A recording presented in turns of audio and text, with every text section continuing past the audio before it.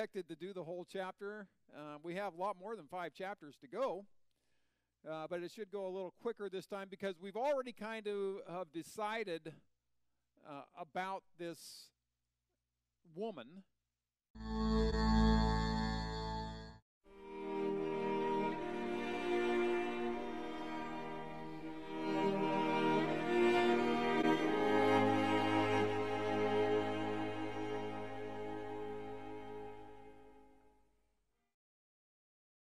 That today as we study this for governments,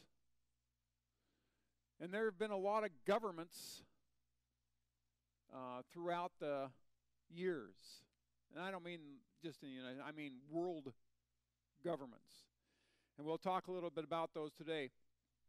And this woman this Mystery Babylon, remember that's her name, Mystery Babylon. We kind of decided that she is is symbolic of false religion of all kinds that started way back when in a guy named Nimrod's day, who was the king of Babylon, and he tried to set himself above God.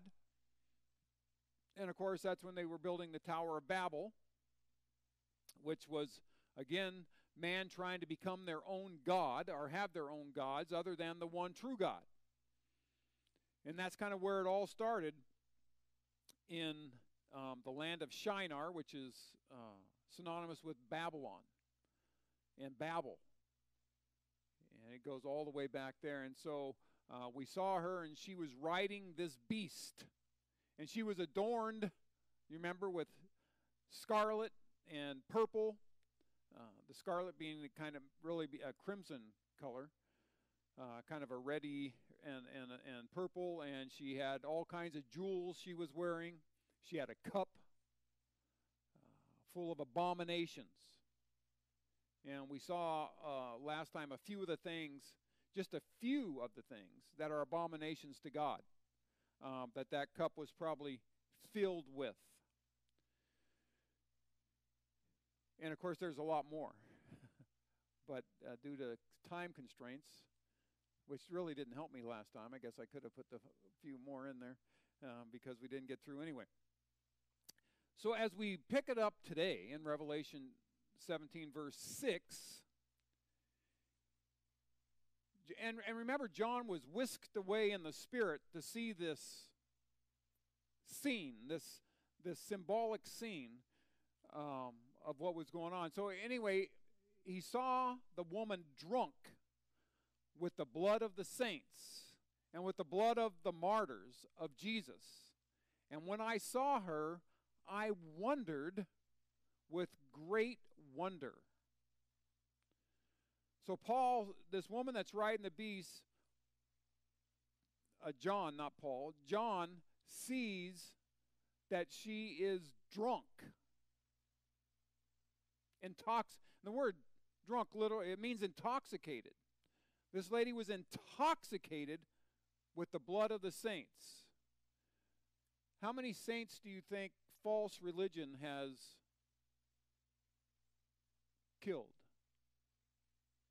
and shed their blood? Tons of it. Yeah, and in fact, you know, as far as persecution of the Christian church, apparently, from what I can understand, is the Catholic Church killed more saints than anyone else. And Islam's on their way, right? Yeah, and so they're catching up. But, you know, and of course martyrdom nowadays is way more than it's ever been. People are being martyred all over. And we don't get to hear about it yet. They try to keep that quiet, they being our illustrious media, and they don't want us to hear. But someone may be telling them to keep it quiet too. I don't know.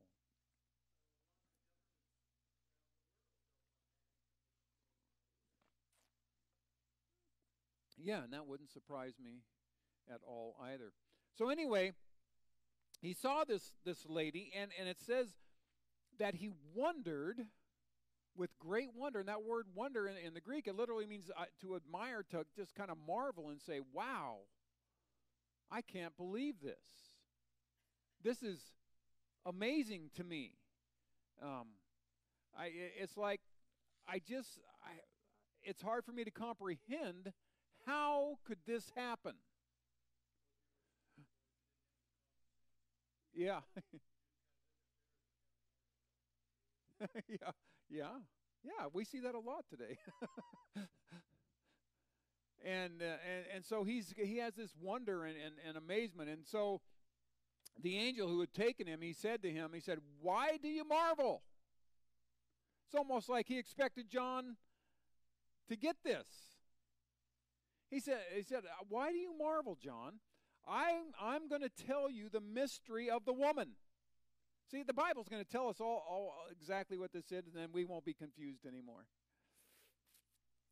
Don't believe that, by the way. and so I'm going to tell you the mystery of the woman. That's something that's always been, that hasn't been revealed yet. He's going to reveal that. And of the beast that carries her, which has 7 heads and 10 horns. Okay, so remember that's what the beast had. He had 7 heads, he had 10 horns. And this is a real common beast in the Bible. We see it quite often, and we'll look at that as we go on here.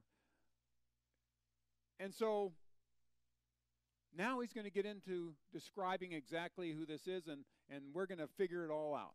All right? You believe that? All right, so here it goes. Verse 8, the beast that you saw was, that's in the past, right? And is not really around right now, and will ascend out of the bottomless pit and go into perdition. And they that dwell on the earth will wonder, whose names were not written in the book of life from the foundation of the world, when they behold the beast that was, and is not, but yet is. Well, now that's easy to understand, isn't it? That's the mystery of the beast. One thing I want you to notice is that this beast, where did he come from? The bottomless pit. He ascended out of the bottomless pit. He is a supernatural creature. All right? He ascends out of the bottomless pit, and he says, and he goes to perdition. That means he's going to lose. He ascends out of the bottomless pit and goes into perdition. That word perdition means to ruin, loss. You're going to lose. Okay? And they that dwell on the earth will wonder, how did this happen? This beast that was, that is not, and yet is. Well, that's interesting, isn't it? What's that?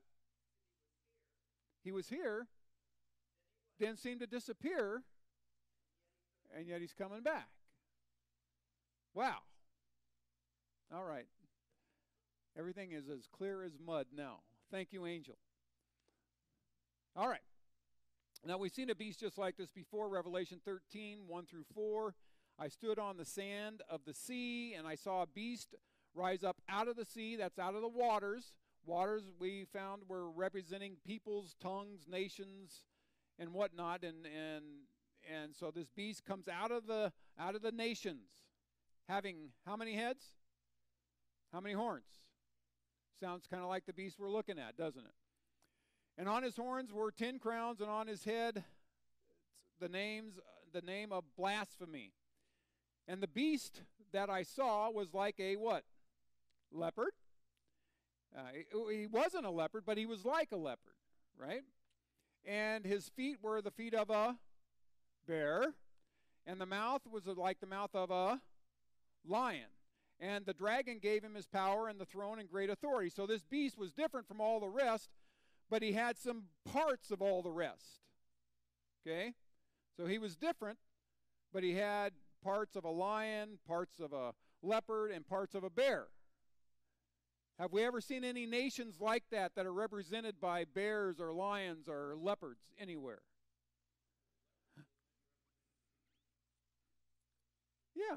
Yeah, I think if we went back to Daniel, we'd see that. And Daniel and Revelation are really, really quite related or interconnected. So anyway, we see this beast, and it says, as the mouth of a lion, and it says, and the dragon gave him his power and his throne and great authority to this beast. And I saw one of his heads as if it were wounded to death, and his deadly wound was healed, and all the world marveled after the beast. Okay? And they worshiped the dragon who gave power to the beast, and they worshiped the beast, saying, who is like the beast? Who is able to make war with him? Okay? So it looks like this beast and the beast that she's riding are real similar, aren't they? Are probably even the same beast. And remember that beast, I think, is representing all nations. And we can go back to Greece and to Medo-Persia and to Babylon. And to Rome, yeah. Yeah, and I think that's going to happen. Well, as we go back to Daniel 7, Daniel saw 4 great beasts came up from the sea, and they were different from each other. They were diverse. That word diverse means they weren't really exactly the same, but they were 4 great beasts that were diverse from one another. The first was like a lion and had eagle's wings. That's a weird lion, isn't it? Okay, but that's a symbol of Babylon, by the way. Has been for a long time. And anyway, it had eagle's wings, and I beheld till his wings were plucked, and it was lifted up from the earth and made to stand on its feet as a man. And a man's heart was given to it. And behold, another beast, guess what? A bear. Is it starting to sound familiar? Kind of all going together. And it raised up itself on one side, and it had 3 ribs in its mouth between its teeth. And they said to it thus, arise and devour much flesh. And after this I beheld, and lo, another like a leopard. Boy, that's the same thing that John saw, only John saw him in a different order. He went from leopard to bear to lion. Here we're going the other way, and John didn't really describe the 4th beast. It was the one that had come out of there. Anyway, so this leopard had on its back 4 wings of a fowl, and the beast had also 4 heads, and dominion was given to it. Talking about this leopard, they calls him a beast, because nations and governments were called beasts. That's kind of what they were called. And dominion was given to it. And after this I saw in night visions, and behold, a 4th beast. And he dreamed about a statue. Remember, and he wanted his dream interpreted, and no one could interpret, because he wanted to tell him, he wanted the wise men to tell him what the dream was, and then interpret it. And they said, no, tell us what the dream was, and then we'll interpret it. He said, no, you tell me what the dream was and interpret it. Well, none of them could do it, and then so he ordered them killed. Daniel said, hold on, let me pray to God. He prayed to God. God said, this is what his dream was, and this is the interpretation thereof. So Daniel went to him and said, hold on, I've got this. And he talked about a head of gold, and he talked about a chest of silver, and he talked about a torso of bronze, and legs and feet of iron. Okay, and those represented kingdoms. He told Nebuchadnezzar, you're the head of gold, Babylon. Okay, and then Medo-Persia was the chest that came after that, and after that was Greece, was the torso, and after that is Rome, which were the legs and the feet and the toes. Only Rome didn't stay the same.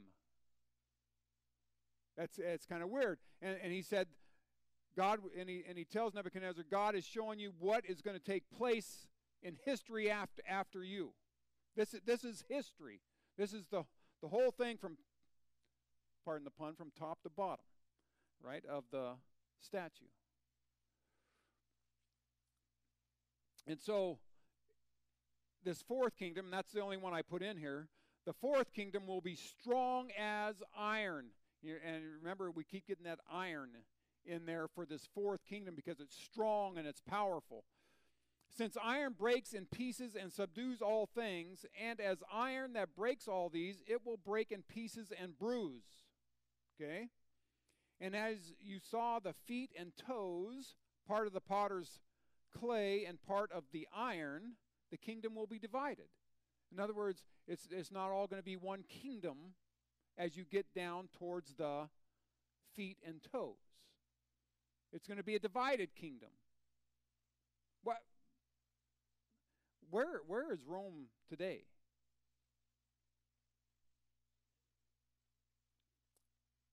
Yeah. Where's the kingdom of Rome?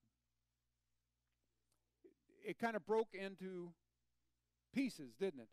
And it's kind of spread all over. And it says the kingdom will be divided, which is exactly what happened. But there will be the strength of iron still in it. And as you saw, the iron mixed with the miry clay, so now we got this iron mixing with clay. And as the toes of the feet were part of iron and part of clay, so the kingdom will be partly strong and partly broken. What do we see today? Partly strong and partly broken. Yeah. And, oh, by the way, how many toes are there? 10. And the toes are kind of the end of the whole thing. They're at the end. How many kings were there back in Revelation? How many kingdoms on the beast? 10. Isn't that interesting? I thought it was anyway. And as you saw iron mixed with miry clay, they will mingle themselves with the descendants of men. Now, I looked at that statement and I said, well, now that's kind of a weird statement right in the middle of talking about these kingdoms, right? Talking about the toes and what it's going to be like at the end. And the first question that came to my mind is, who is they? It doesn't make any sense, because he was talking about that kingdom, and then all of a sudden he says, they will mean, who's they? And not only that, they're going to mingle with the descendants of men. Who is going to mingle with the descendants of men? Obviously not men mingling with the descendants of men. Isn't that a weird statement? Right in the middle of this passage on this thing is that at the end, the iron, when the iron and then the clay are mixed, and you're getting right down to the toes, they are going to mingle themselves with the descendants of men.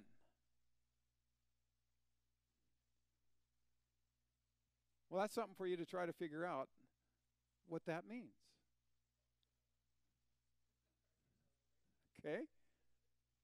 That word mingle means to cohabitate with. Okay? It means to commingle and cleave to. That's kind of what it means. Yeah, I don't know.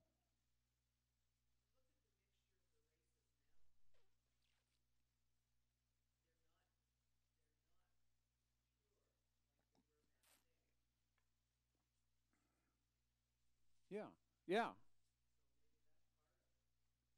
I don't know. Who are the descendants of men? Are you a descendant of a man? Yeah. Is almost every human a descendant of a man? Not almost, maybe everyone is.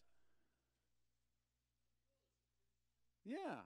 So who would be the they that wants to cohabit or commingle with the descendants of men? Think about that. Maybe. A lot of people think so. It's just a weird statement in the middle of this whole thing. They could have just left that out as far as I was concerned. Obviously, God put it there for a reason, but it didn't really go along with it. The they, you got to figure that out. And then why is he saying they're going to commingle with the descendants of men? Anyway, but they will not hold to one another, even as iron is not mixed. They can't commingle. Even as iron is not mixed with clay, and in the days of these kings, talking about the toes there, the God of heaven will set up a kingdom which will never be destroyed. It's in the days of these toes, these 10 kings. Because, and remember, we're dealing with Rome, the Rome that fell apart.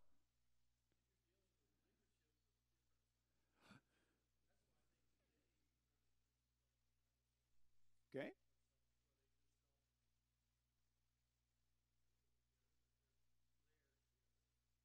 Okay? Yeah.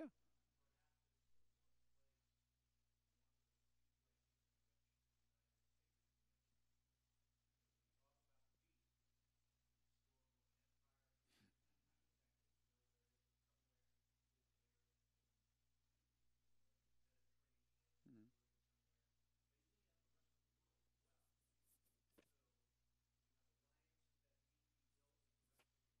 Mm-hmm.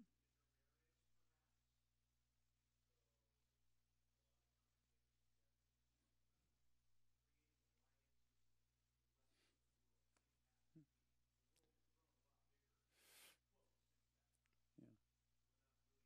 So the descendants of man are mingling with the descendants of man.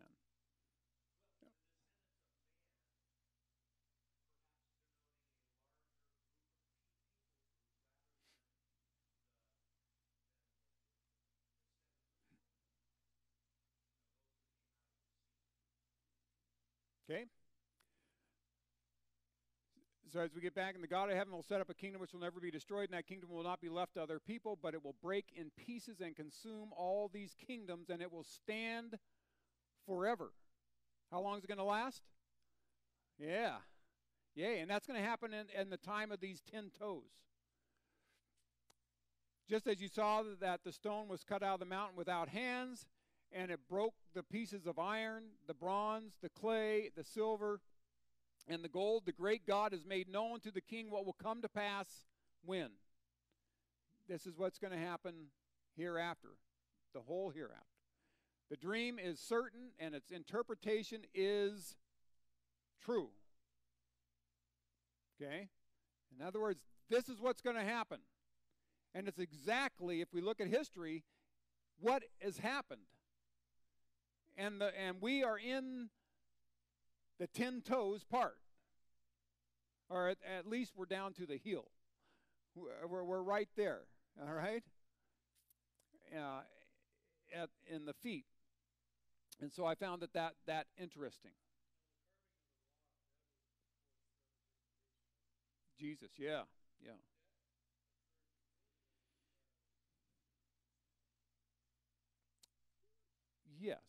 Yes, him coming, but not his second coming. Yeah, yeah, and that's when that's going to happen. Okay, so as we get back to Revelation, now that we're clear as mud, and here is the mind which has wisdom. You guys feel smart yet? Here is the mind which has wisdom. The 7 heads are 7 mountains on which the woman sits, and there are 7 kings. 5 are fallen, and 1 is, and the other is not yet come. And when he comes, he must continue a short time. Yeah, and so, well,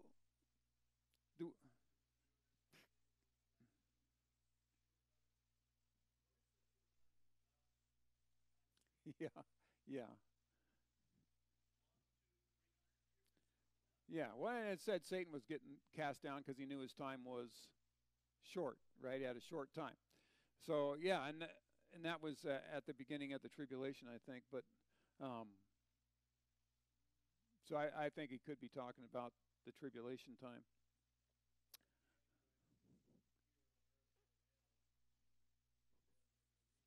Could be. Could be. It wouldn't surprise me, I can tell you that. Well, so we got the seven heads are seven mountains. Okay? And again, I really think that this is kind of a representation of Rome, because Rome is built on seven hills, right? And so that names each of the little hills there, and you can see all seven of them. Oops, I got a point here, huh? So you got this hill and this hill. Anyway, it names them. I don't want to try to pronounce all those names, but Rome was built upon seven hills. And so in Rome, really, a lot of people, in a lot of people's mind, is synonymous with Babylon anyway. In fact, I think it was Augustine who said that, what did he say? I've got it written down here. He said, Augustine wrote, Babylon is a former Rome, and Rome is a later Babylon. That's what Augustine wrote way back when. But, it's interesting to me, though, that, did you know that Jerusalem is also built on seven mountains? Yeah, I didn't know that. But Jerusalem is also built on seven mountains. And they're Mount Gareb, Mount Goeth, Mount Akra, Mount Bizda, Mount Moriah, Mount Ophiel, Mount Zion. Yeah. It's also built on seven mountains.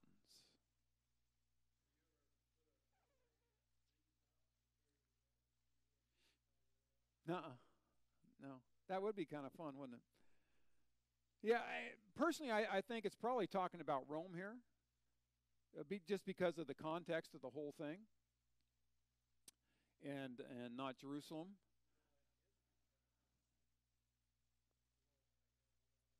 Yeah.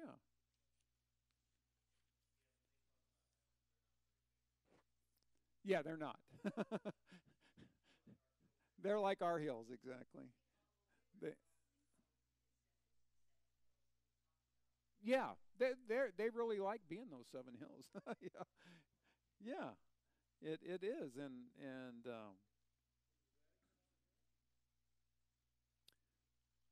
the, I think it is, but I couldn't swear to it.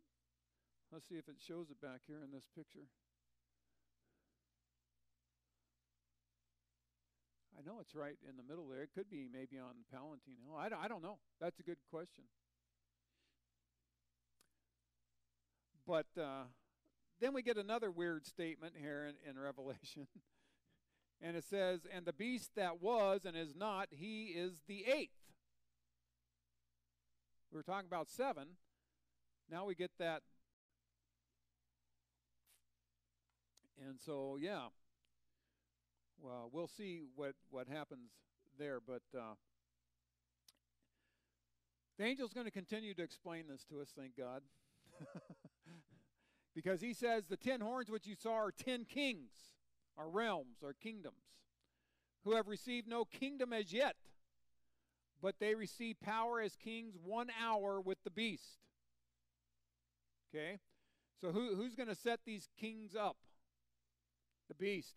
They have one mind, and they will give their power and strength to the beast. Okay?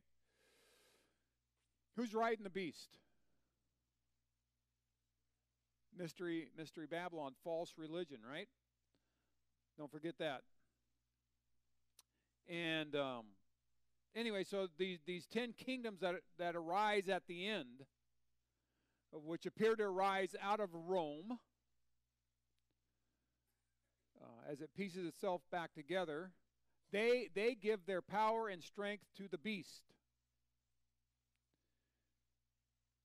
These are the ones that are going to make war with the Lamb.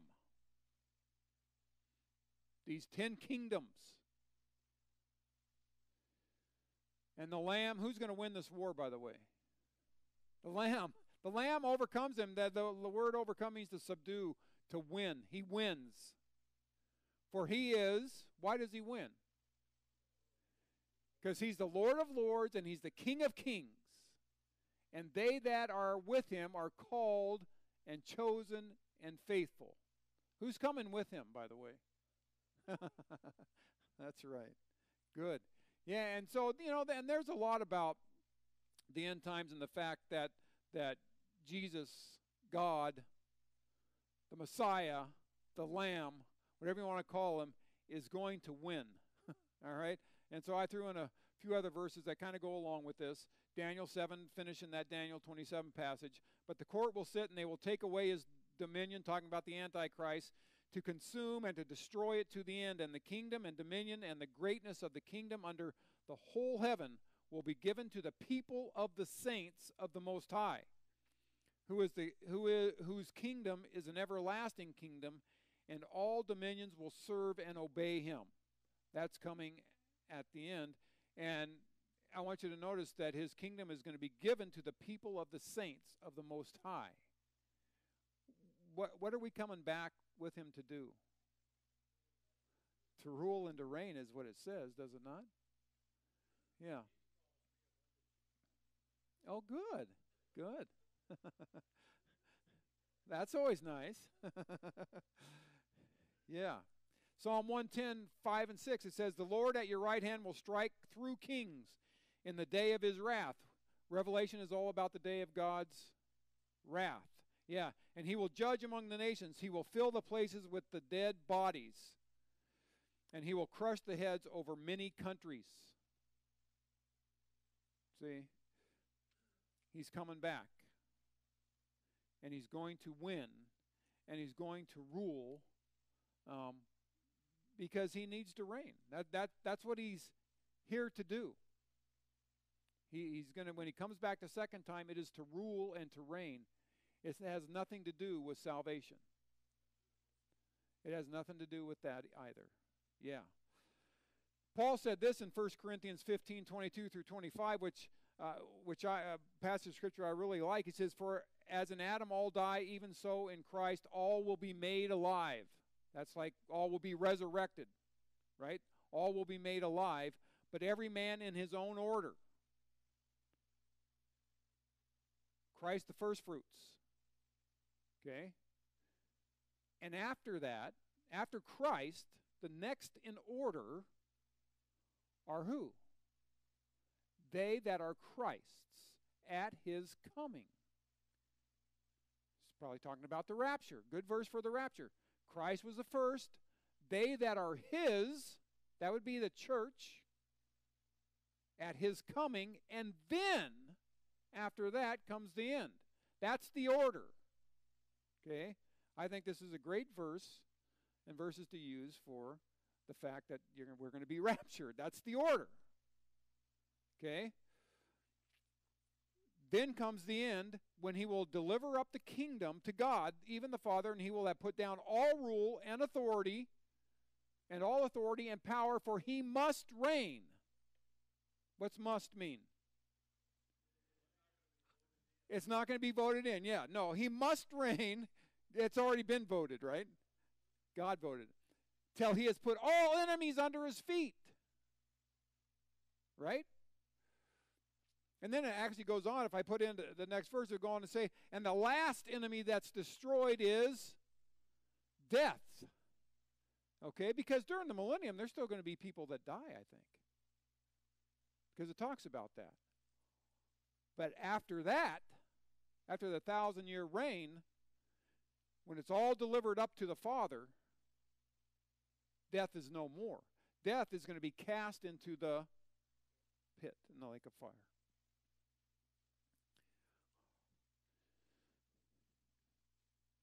And that's the last enemy. That's the order of things. All right, back to Revelation. And he said to me, the waters which you saw where the harlot sits, so we saw that she came out of the waters, right? Are peoples and multitudes and nations and tongues. That's what waters tend to symbolize in the Bible. Are nations and multitudes and different tongues. That's where she controls. There's false religion everywhere, is what that's saying to me. Doesn't matter what people, multitude, or nation, or tongue you have. There's false religion everywhere. And the 10 horns, we don't want to leave them out, that you saw on the beast, these will hate the harlot. They don't like religion at all. What does the world want to do with religion? Yeah, because who do they think is in control of our lives? We are, right? Mankind. We control our own destiny. And all religions point to something false, according to them, to a god, something outside of humanity. And so they hate the harlot. And they will make her desolate and naked, and they will eat her flesh and burn her with fire. What are they going to do to the harlot? They're going to destroy her, for God has put it in their hearts. Who put it in their hearts? God has put it in their hearts to fulfill his will and to agree and give their kingdom to the beast until the words of God are fulfilled. This is all has to do with fulfilling God's word, which he has given to us, that we might understand what's going to happen at the end time. And he's the one that put it in their hearts. He's the one that put it in their minds to do that.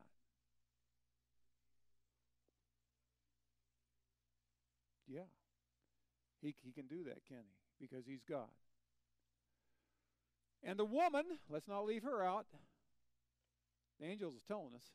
The woman you saw is that great city, which reigns over the kings of the earth. Now that's simple. That's who she is. You wanted to know who she was? There she is. She's that great city, and that reigns over the kings of the earth. One great city that rules over the kings of the earth. What city is that great city?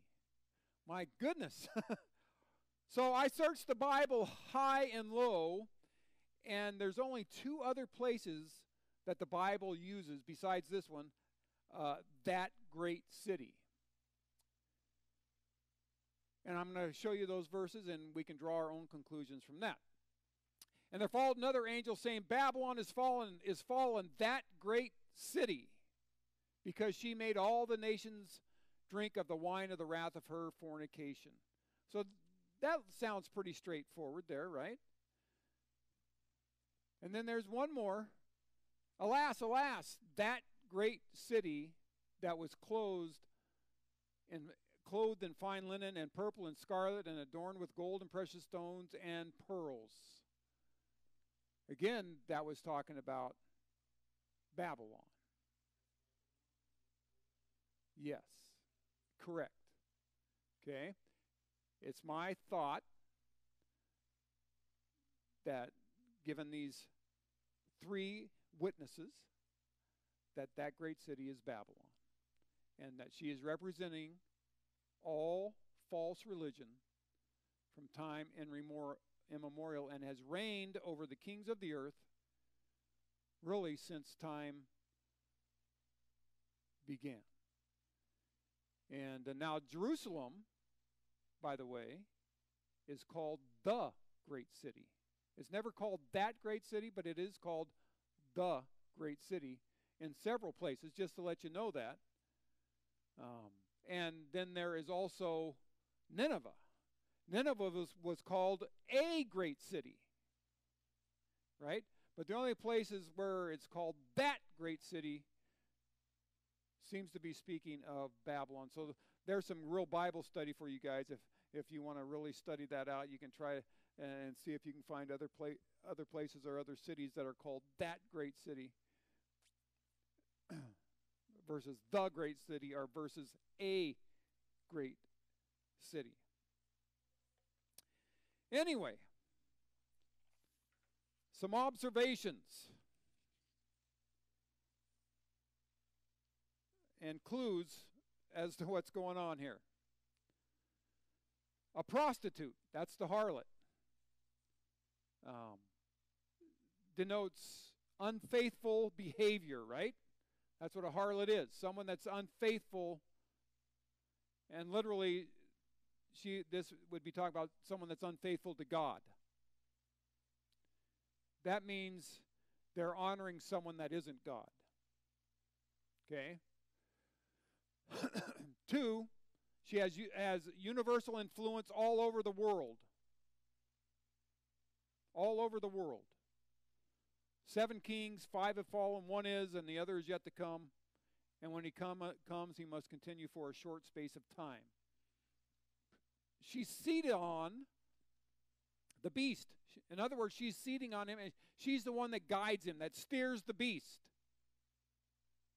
And if you don't think religion steers countries, you better think again.